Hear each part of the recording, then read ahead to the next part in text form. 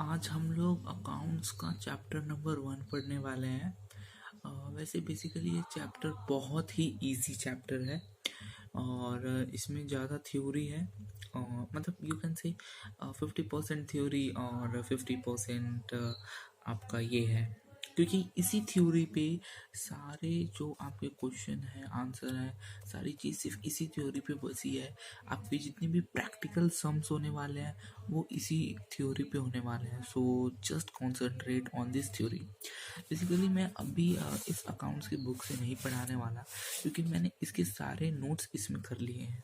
But then also if you want then I can make a new video.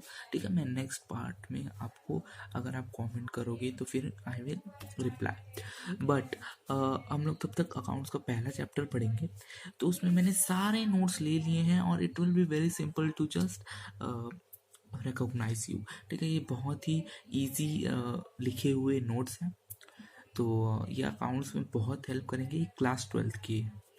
सो पहला हम लोग not for accounting for not for profit organisation. तो पहले हम लोग यही सीख लेते हैं कि accounting for not for profit organisation होता क्या है। पहले आपको मीनिंग समझना होगा। You have to just understand the meaning first. So accounting, what is accounting? So we all know accounting is a systematic process.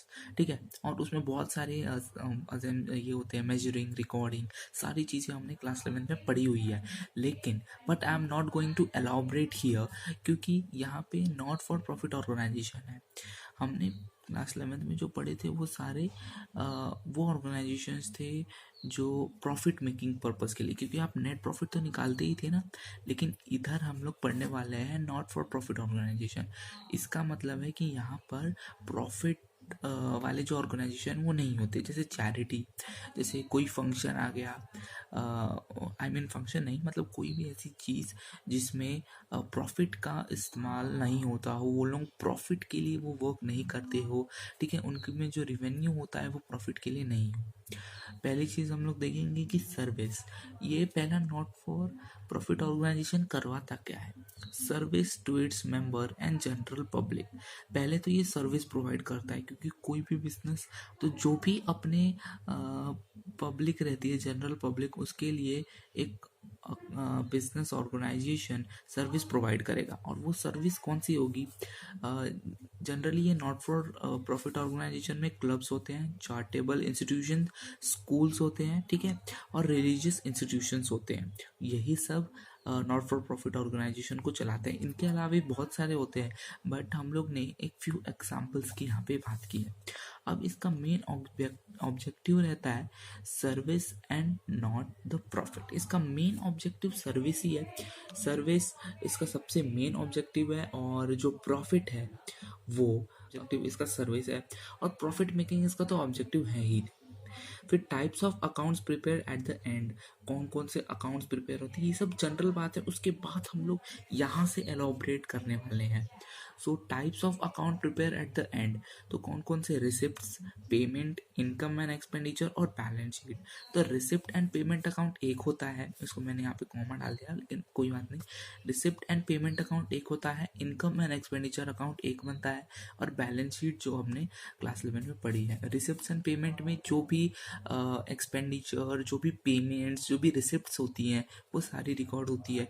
Income and expenditures में जो भी सारे इनकम और एक्सपेंडिचर होते हैं वो सारे रिकॉर्ड होते हैं। बैलेंस शीट में भी सारी चीज़ें, हमने जो असेट्स और लाइबिलिटीज़ हैं वो सारी चीज़ें यहाँ पे रिकॉर्ड होती है। अब हम बात करेंगे नॉट फॉर प्रॉफिट ऑर्गेनाइजेशन की मीनिंग की और उसके सारे पॉइंट्स की। So not for profit organisation में हम क्या पढ़ने वाले हैं? They only work for their welfare of their members.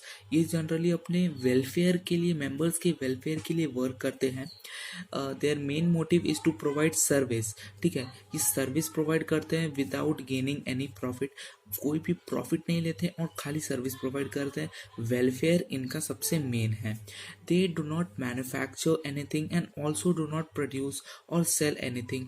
They do not have credit transaction, इनके पास क्रेडिट ट्रांजेक्शन भी नहीं होता, ये मैन्युफैक्चर भी कुछ नहीं करते, सेल भी कुछ नहीं करते हैं, और इसी के साथ ये कुछ प्रोड्यूस भी नहीं करते हैं। दे get their income mainly from the, अभी देखो सबसे मोस्टली इंपॉर्टेंट क्वेश्चन आपको 1 मार्क में यही आएगा कि वो इनकम कहाँ से लेते हैं। ये नोट आपको बहुत ही हेल्प करने वाला है, आपको बता रहा हूँ। आप ये सारे नोट को स्क्रीनशॉट करके आप ले लें और या पॉज करके आप सब लिख लें। So they get their income mainly from the subscription, subscription से मिलता है।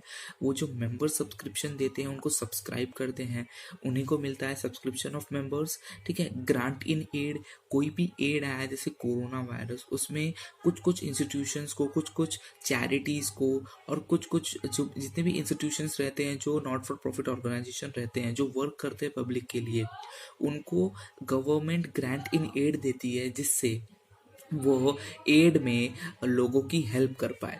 इनकम ऑन इन्वेस्टमेंट, अब इनकम ऑन इन्वेस्टमेंट क्या होता है, जैसे कोई भी फर्म है वो इन्वेस्ट तो करेगी ही, ठीक है, तो जो इन्वेस्ट करने पे जो इनकम आती है वो है इनकम ऑन इन्वेस्टमेंट्स, और ये है कि not for profit organisation invest भी करती है।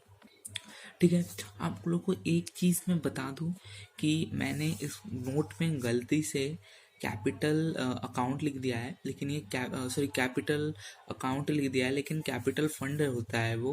ठीक है, कैपिटल फंड या तो जनरल अकाउंट बोलेंगे, कैपिटल अकाउंट इसमें प्रिपेयर नहीं होता है। अगले वाले चैप्टर में हम प्रिपेयर करेंगे, पार्टनरशिप वाले चैप्टर में कैपिटल अकाउंट, लेकिन इसमें कैपिटल फंड हाँ या तो जनरल फंड होगा। So they keep clear cut records of their own transaction, ये सारे ट्रांजेक्शन के क्लियर कट्स रिकॉर्ड रखते हैं।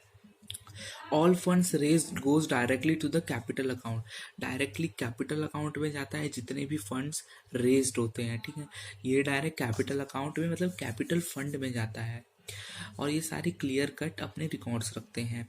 They have to keep record of all their transaction for the statutory requirement and help them in exercising control over utilisation of their funds. इनको statutory requirements जो भी हमारे रोज़मर्रा के रिक्वायरमेंट्स हैं उसके लिए चाहिए होते हैं, और ये कंट्रोल भी पाना चाहते हैं अपने फंड्स के ऊपर, कितना यूटिलाइज हो रहा है और कितना नहीं। They have to make financial statement, ठीक है, उनको फाइनेंशियल स्टेटमेंट भी बनाना होता है। सबको पता है कि फाइनेंशियल स्टेटमेंट बैलेंस शीट और इनकम और एक्सपेंडिचर दोनों बनते हैं इसमें at the end of the accounting year, तो इससे हम लोग इनकम और एक्सपेंडिचर दोनों निकाल पाएंगे, और ऑल्सो फाइनेंशियल पोजीशन हम लोग सबमिट कर पाएंगे to the registrar of the society. Now we are heading to the characteristics.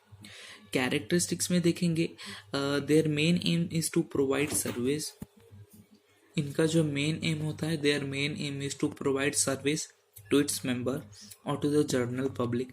ये तो हमने मीनिंग में पढ़ ही लिया था, लेकिन कैरेक्टरिस्टिक्स और मीनिंग में बहुत ज़्यादा डिफरेंस है, क्योंकि हम आगे जैसे जैसे ये पॉइंट्स पढ़ने वाले हैं तो आपको पता चल जाएगा कि कैरेक्टरिस्टिक्स और मीनिंग में बहुत ज़्यादा डिफरेंस है। सिमिलैरिटी है, कुछ सिमिलैरिटी है, लेकिन ज़्यादा सिमिलैरिटी नहीं है।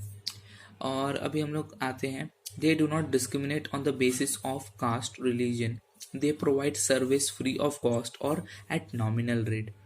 हमने देखा कि अपने मेंबर्स के वेलफेयर के लिए काम करता है, और ये डिस्क्रिमिनेट मतलब ये कोई भी ग्रांट इन एड जैसे इनको मिलता है कोई भी एड में, तो ये डिस्क्रिमिनेट करके सिर्फ उन्हीं लोगों को नहीं देते हैं जो पर्टिकुलर कास्ट हो, रिलीजन हो, बल्कि ये सारे जितने भी रिलीजन है, कास्ट है, उन सारे लोगों को प्रोवाइड करते हैं।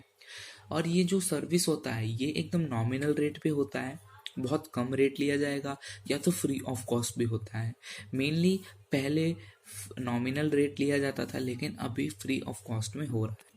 It is considered as charitable trust where its subscriber are its members, इसके जो सब्सक्राइबर होते हैं वही इसके मेंबर होते हैं, और इनके जितने भी इंटरनल अफेयर्स होते हैं वो इनके मैनेजिंग कमेटी ही करती है, और इनकी मैनेजिंग कमेटी भी कौन सिलेक्ट करता है, इनके मेंबर्स ही सिलेक्ट करते हैं, बाय वोटिंग हो सकता है। Their main source of income हमने ये पढ़ा हुआ है कि सब्सक्रिप्शन, डोनेशन, हाँ एक डोनेशन भी आ जाता है, जो डोनेशन मिलता है देखो, डोनेशन दो टाइप के रहते हैं। एक स्पेसिफिक डोनेशन रहता है और एक रेगुलर डोनेशन रहता है। रेगुलर डोनेशन में ये डोनेशन आप यूज़ कर सकते हैं, बट स्पेसिफिक डोनेशन एक स्पेसिफिक पर्पस के लिए रहता है। अब हम आते हैं फिफ्थ पॉइंट पे। All the income generated directly goes to the capital account. Sorry, यहाँ पे मैंने कैपिटल फंड लिखना चाहिए, तो ये आप बात ध्यान रख लीजिएगा कि ये कैपिटल फंड होता है। Excessive income in the institution is not distributed among member, it goes to the capital fund. Sorry, okay, so excessive income जितने भी होते हैं वो डिस्ट्रीब्यूट नहीं होते हैं, वो डायरेक्टली जाते कहाँ पर है? कैपिटल फंड में। They mainly get their reputation by doing social work. ये सोशल वर्क को करते ही इनकी रेपुटेशन मिल जाती है, ठीक है। And not for consumer satisfactions. ये कंज्यूमर के सेटिस्फैक्शन के लिए नहीं, ये ज़्यादातर अपने फ्री या नॉमिनल रेट पे जो ये काम करते हैं उससे इनको रेपुटेशन मिलती है, ठीक है। सोशल रेपुटेशन, ये सोशल वर्क करते हैं तो इन्हीं से इनको क्या बोलते हैं, रेपुटेशन मिलती है, और ये इनका एक मेन कैरेक्टरिस्टिक है। Financial records are necessary to meet their statutory requirements and also to have control over their income and expenses. तो हमने अभी तक बात की उनके बेसिक जनरल चीज़ों के बारे में, उनकी मीनिंग के बारे में और कैरेक्टरिस्टिक्स के बारे में।